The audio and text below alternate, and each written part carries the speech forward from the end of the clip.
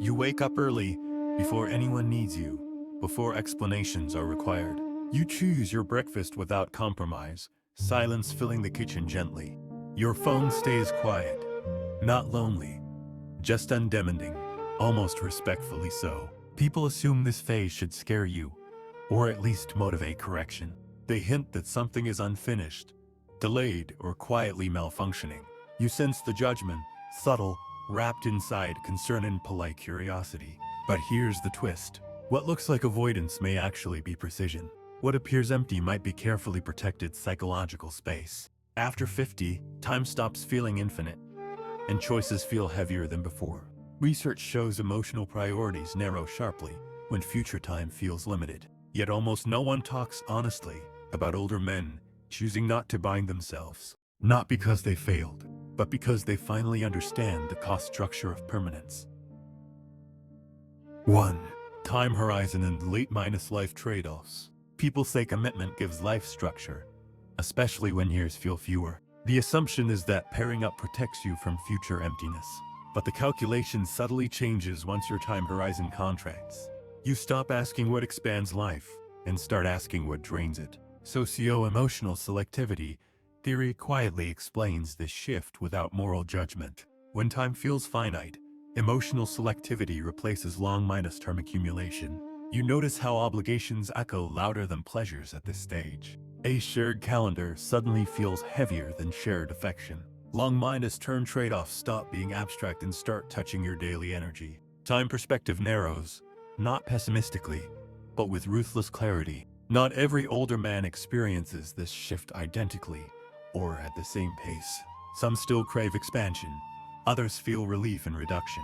The question isn't whether commitment is good or bad anymore. It's whether it fits the remaining shape of your time. 2. Anticipated regret in long-term commitment. You're told regret comes from mischances, not chosen restraint. So staying single looks like fear of future loneliness. But older men often imagine a different regret entirely. They picture waking years later inside an irreversible compromise.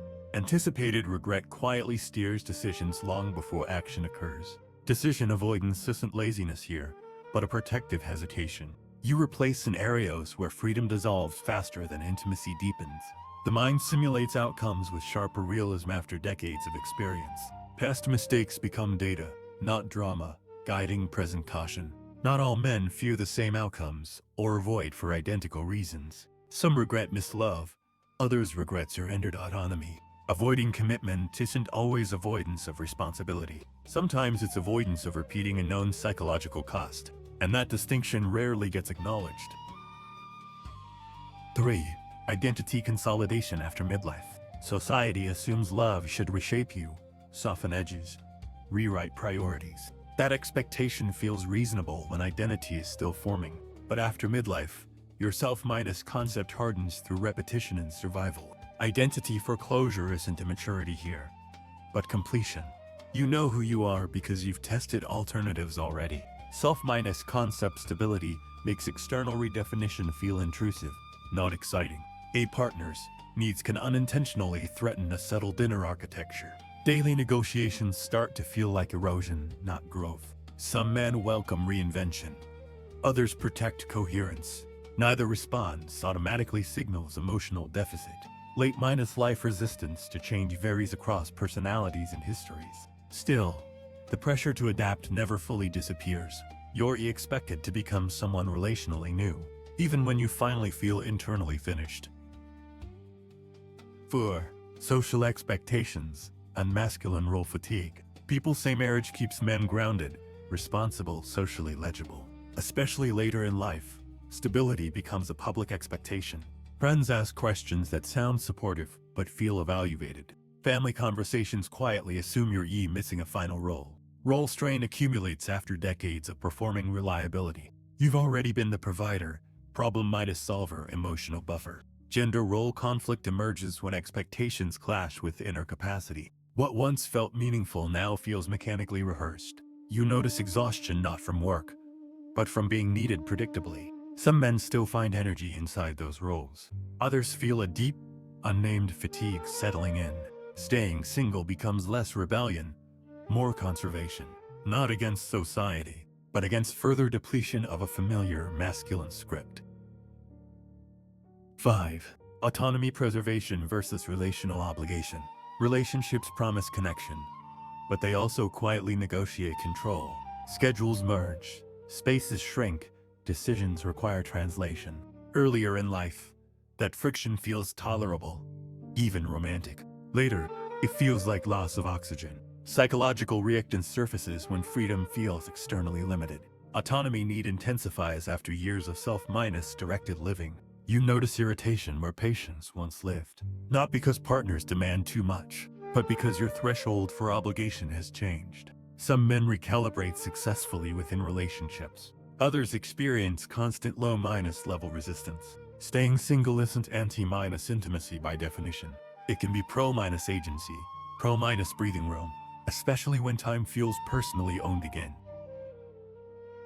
6. Value reprioritizations in later adulthood. Success once meant accumulation, expansion, social proof. Later adulthood rearranges that internal hierarchy quietly. Peace starts outranking excitement. Silence competes favorably with stimulation. Value shift happens without announcements or ceremonies. The life review process reframes what mattered and what didn't. You measure days by calmness, not productivity. Relationships become optional, not aspirational.